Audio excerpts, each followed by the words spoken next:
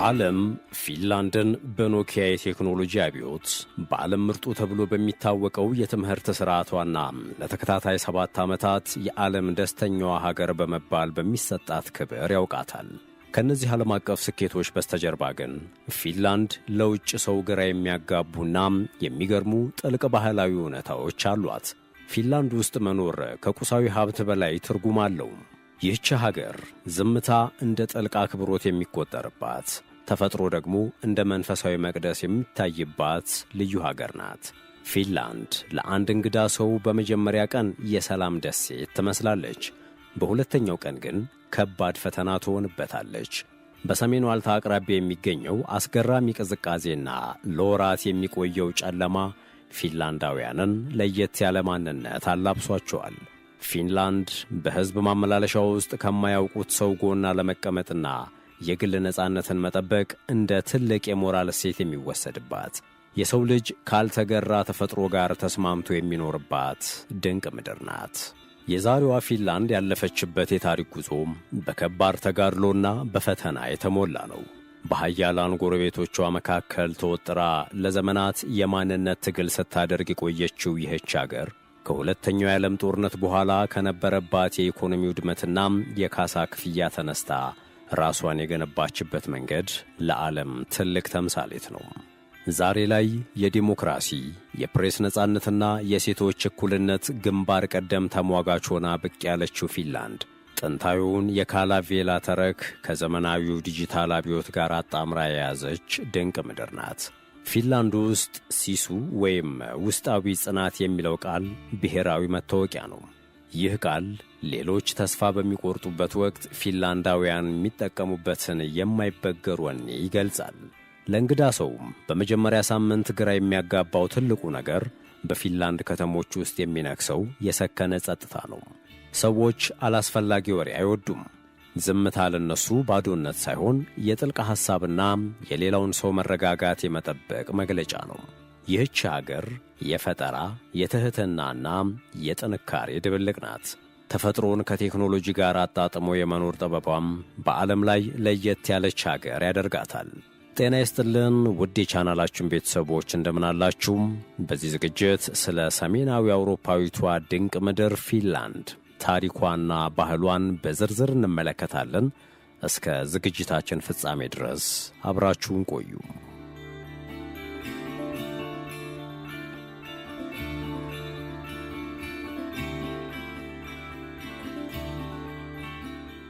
በሰሜን አውሮፓ ሰማይ ስር የምትገኘው ፊንላንድ በተፈጥሮ እጆች የተሳለች ድንቅ ጥበብ ትመስላለች። ካርታዋን በቅርብ ለተመለከተ ሰው የሚታየው ሰማያዊ ነጥቦች የተረጩበት ሰፊ አረንጓዴ ምንጣፍ ነው። ይህች ምድር የሺህ ሐይቆች ሀገር በመባል የምትታወቀው ዝም ብሎ አይደለም። በግዛቷ ውስጥ 187888 ንጹሕ ሐይቆች ይገኛሉ። ይህም በዓለም ላይ ከቆዳ ስፋቱ አንጻር ከፍተኛውን የሐይቅ ብዛት የያዘች አገር ያደርጋታል። 75 በመቶ የሚሆነው መሬቷ በደኖች የተሸፈነው ፊንላንድ የአውሮፓ አረንጓዴ ሳምባ ናት። እያንዳንዱ ዛፍና እያንዳንዱ ቅጠል ለፊንላንዳውያን የሕይወት ትንፋሽ ነው። በበጋ ወቅት ፀሐይ ለማደር የማትሄድበት የማትጠልቅበት የእኩለ ሌሊት ፀሐይ ሲከሰት ሌሊቱ እንደ ቀን በብርሃን ይደምቃል። ይህ ተፈጥሯዊ ክስተት በሰው ልጅ አእምሮ ውስጥ የማይረሳ ስሜት የሚጭርና የተፈጥሮን ገደብ የለሽ ኃይል የሚያሳይ ድንቅ ትርኢት ነው። የክረምቱ ጨለማ ሲበረታ ደግሞ ሰማዩ ሌላ ተአምር ያሳያል። የሰሜን ብርሃን ወይም አውሮራ ቦሪያሊስ በላፕላንድ ሰማይ ላይ እንደ ዳንስ ሲወዛወዝ ማየት የተለመደ ክስተት ነው። አረንጓዴ፣ ቀይና ድምቅ ያሉ ቀለማት በከዋክብት መካከል ሲፈሱ ምድራዊ ሳይሆን ሰማያዊ ድግስ ላይ ያሉ ይመስሎታል። ይህ ትዕይንት በየዓመቱ በሺዎች የሚቆጠሩ ሰዎችን ከመላው ዓለም እየሳበ በተፈጥሮ አስማት ፊት በአድናቆት እንዲንበረከኩ ያደርጋቸዋል። ፊንላንድ በባህር ዳርቻዎቿ ላይ በዓለም ላይ ትልቁን የደሴት ቁጥር በመያዝ ሌላ ታሪክ ያላት አገር ናት። እነዚህ በሺዎች የሚቆጠሩ ትንንሽ ደሴቶች እንደ ዕንቁ በባህር ላይ ተበትነው ይገኛሉ። እዚህ ጋር ተፈጥሮና ሰው ተስማምተው ይኖራሉ። በጀልባ በእነዚህ ደሴቶች መካከል ሲጓዙ የባሕሩ ንፋስ ፊቶትን ሲነካው የሚሰማዎት የነጻነት ስሜት በቃላት ለመግለጽ ይከብዳል። ይህች ምድር በተፈጥሮ ውበትና በሰው ሠራሽ ጥበብ የታደለች ድንቅ የሰሜን አውሮፓ ኮከብ ናት። ፊንላንድ የተፈጥሮ ጥበቃ መሪ መሆኗ ለዓለም ትልቅ ትምህርት ነው። አየሯ ንጹሕ፣ ውሃው የሚጠጣና ደኗ በነጻነት የሚተነፍስ ነው። ፊንላንዳውያን ለተፈጥሮ ያላቸው ፍቅር ልዩ ነው።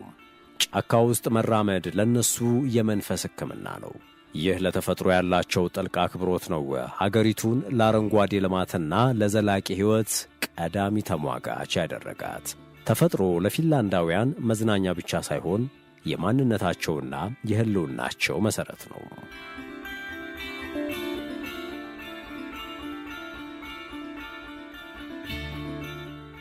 ፊንላንድ ለተከታታይ ዓመታት በዓለም ላይ ደስተኛዋ ሀገር ተብላ ስትመረጥ ብዙዎች ምስጢሩ ምን ይሆን ብለው ይጠይቃሉ።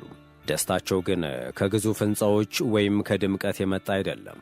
ይልቁንም በዜጎች መካከል ካለው የማይናወጥ መተማመን፣ ከሙስና ከጸዳ የመንግሥት አሰራርና በሥራና በሕይወት መካከል ካለው ሚዛን የመነጨ ነው። ፊንላንዳውያን ትልቅ ነገር ከማሳደድ ይልቅ ባላቸው ነገር ተረጋግተው መኖርንና ማኅበራዊ ዋስትናን የመረጡ ጥበበኞች ናቸው። የትምህርት ሥርዓታቸው ደግሞ የዓለም መነጋገሪያ ነው። በፊንላንድ ትምህርት በነጻ የሚሰጥ ሲሆን ጥራቱም በዓለም ላይ ተወዳዳሪ የለውም። መምህራን በኅብረተሰቡ ዘንድ እንደ ዶክተር ወይም እንደ ትልቅ መሪ ይከበራሉ። እያንዳንዱ ልጅ የትም ይወለድ የት እኩል ጥራት ያለው ትምህርት የማግኘት መብት አለው። ይህ ሥርዓት ሀገሪቱን ዕውቀትና ፈጠራ የሚመራው ማኅበረሰብ እንድትገነባ አድርጓታል። ሌላው አስገራሚ ነገር ፊንላንድ የሴቶች እኩልነት ግንባር ቀደም ተሟጋች መሆኗ ነው። በ1906 ሴቶች ድምፅ እንዲሰጡና ለፓርላማ እንዲወዳደሩ በመፍቀድ በአውሮፓ ቀዳሚ ሀገር ነበረች። ዛሬም ቢሆን በፖለቲካና በኢኮኖሚ አመራር ውስጥ የሴቶች ተሳትፎም እጅግ ከፍተኛ ነው። ይህ ማኅበራዊ ሚዛንና መከባበር በሀገሪቱ ውስጥ ሰላምና መረጋጋት እንዲሰፍን አድርጓል። እኩልነት እዚህ ሀገር መፈክር ሳይሆን የዕለት ተዕለት ሕይወት እውነታ ነው። ፊንላንዳውያን በሥራቸው ውጤታማ የሚሆኑት በከፍተኛ ትኩረትና በዲሲፕሊን ስለሚመሩ ነው። በሥራ ሰዓት አላስፈላጊ ወሬ ወይንም ትኩረትን የሚከፋፍሉ ነገሮች አይበረታቱም። ነገር ግን ሥራ ሲያልቅ ጊዜው የቤተሰብ የሳውና ባዝና የግል ሕይወት ነው። ይህ ግልጽ መስመር ሰዎች በሥራ እንዳይሰለቹና ሁልጊዜም ትኩስ ሆነው እንዲቀጥሉ ይረዳቸዋል። የደስታቸው አንዱ ምንጭም ይኸው በሥራና በእረፍት መካከል ያለው ጥበብ የተሞላበት ሚዛን ነው። ፊንላንድ ውስጥ መንግሥትና ሕዝብ ያላቸው ትስስር እጅግ ጠንካራ ነው። ዜጎች ለሚከፍሉት ግብር የሚገባቸውን አገልግሎት እንደሚያገኙ እርግጠኞች ናቸው። ጤና፣ ትምህርትና ማኅበራዊ ዋስትና ለሁሉም ዜጋ በእኩልነት ይደርሳል። ይህ አስተማማኝ የማኅበራዊ ደህንነት ግዛት ዜጎች ስለ ወደፊቱ ጊዜ እንዳይጨነቁና በሰላም እንዲኖሩ ዋስትና ሆኗቸዋል። ደስታ ማለት ለፊንላንዳውያን መረጋጋት፣ እኩልነትና እርስ በእርስ መተማመን ማለት ነው። የፊንላንድን ማንነት ያለ ሳውና መግለጽ በፍጹም አይቻልም። በሀገሪቱ ውስጥ ከ3 ሚሊዮን በላይ ሳውናዎች አሉ። ይህ ቁጥር ከሕዝብ ብዛታቸው ጋር ሲነጻጸር እጅግ አስገራሚ ነው። ሳውና ለፊንላንዳውያን መታጠቢያ ቤት ብቻ አይደለም፣ የነፍስ ማረፊያ፣ የቤተሰብ ውይይት ማዕከልና የመንፈስ መቅደስ ነው። እዚህ ጋር ማዕረግና ሥልጣን የለም። ሁሉም ሰው በእኩልነት ተፈጥሮንና ጤናን የሚያከብርበት፣ ከዕለት ተዕለት ውጥረት ተለይቶ ራሱን የሚያድስበት ልዩ ባህላዊ ስፍራ ነው።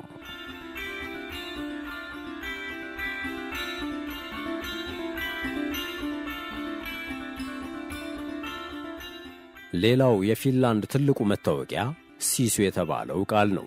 ይህ ቃል በሌላ ቋንቋ ቀጥተኛ ትርጉም ባይኖረውም ውስጣዊ ጽናት ወይም የማይበገር ወኔ ማለት ነው።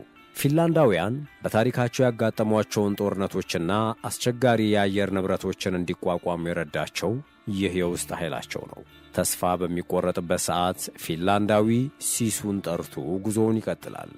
ይህ የጽናት ባህል በሕዝቡ ደም ውስጥ የሰረጸ ከትውልድ ወደ ትውልድ የሚሸጋገር የማንነት መሠረት ነው።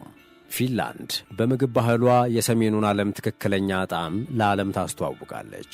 ሳልሚያክ የተባለው ጨዋማ የሊኮርስ ጣፋጭ ለውጭ ሰው ቢመረውም ለፊንላንዳውያን ግን የልጅነት ትውስታና የብሔራዊ ጣዕማቸው መገለጫ ነው። ከዚህ በተጨማሪ ካሬሊያን ፓስትሪ የተባለው ከሩዝ ወይም ከድንች የሚሠራው ባህላዊ ምግባቸው በእያንዳንዱ የፊንላንድ ቤት ጠረጴዛ ላይ የማይጠፋ የፍቅር መግለጫ ነው። ምግብ ለነሱ መብላት ብቻ ሳይሆን ካልተገራው ተፈጥሮ የሚያገኙትን በረከት በጋራ የሚያጣጥሙበት መንገድ ነው። ስለ ፊንላንድ ስናወራ የቡና ፍቅራቸውን ሳንጠቅስ አናልፍም። ፊንላንዳውያን በዓለም ላይ በነፍስ ወከፍ ከፍተኛውን ቡና የሚጠጡ ሕዝቦች ናቸው። ቡና ለነሱ የመገናኛ የእረፍትና የሞቅታ ምልክት ነው። የፊንላንድ በዓላትና ውድድሮች ደግሞ እጅግ አስገራሚና አንዳንዴም ለየት ያሉ ናቸው። እንደ ኤር ጊታርና ሚስት ተሸክሞ መሮጥ ያሉ ለየት ያሉ የዓለም ሻምፒዮናዎችን በማዘጋጀት ይታወቃሉ።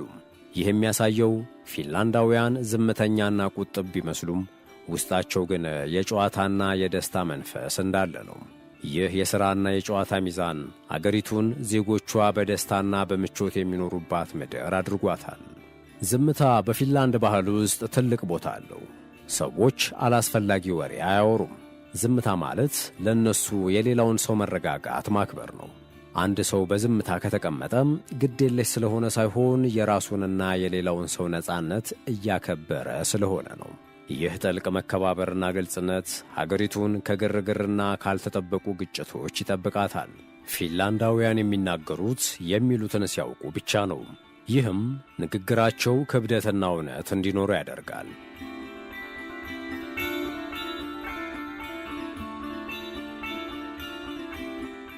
ወደ ፊንላንድ የመጣ ቱሪስት ቀዳሚ መዳረሻው ላፕላንድ ነው።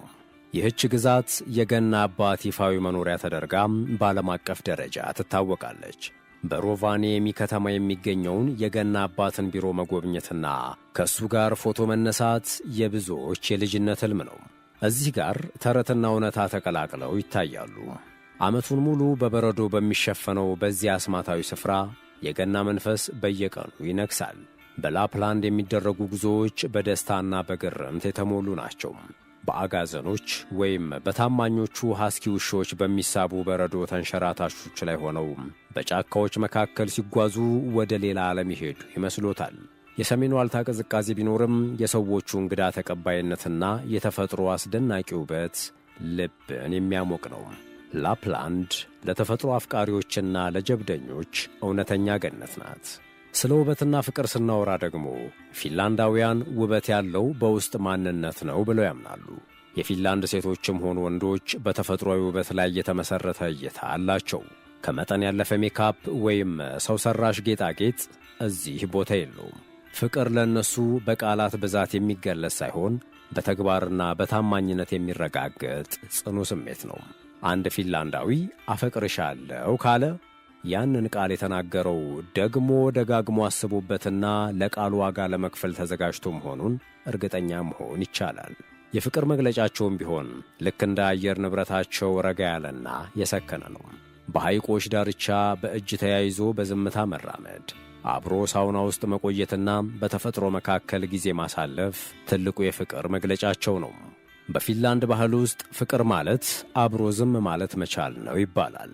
ይህ ለየት ያለ የፍቅር መረዳት ሰዎች እርስ በርሳቸው ሳይጫጫኑና የግል ነጻነታቸውን ሳይነኩ በጋራ እንዲኖሩ ያስችላቸዋል።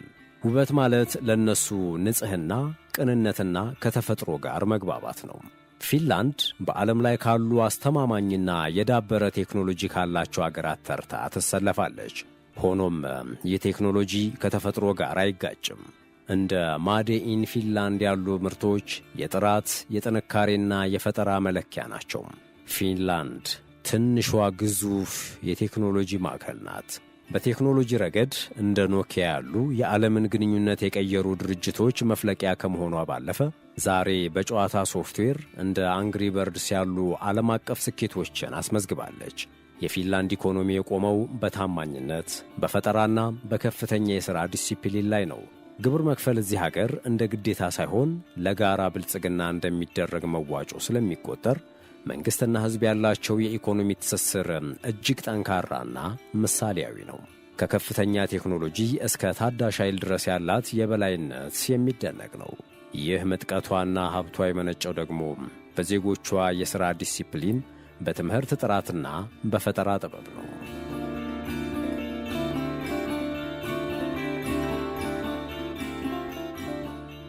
ታሪካዊ ሕንፃዎቿና ሙዚየሞቿ ደግሞ ያለፈውን ታሪኳን በኩራት ይመሰክራሉ።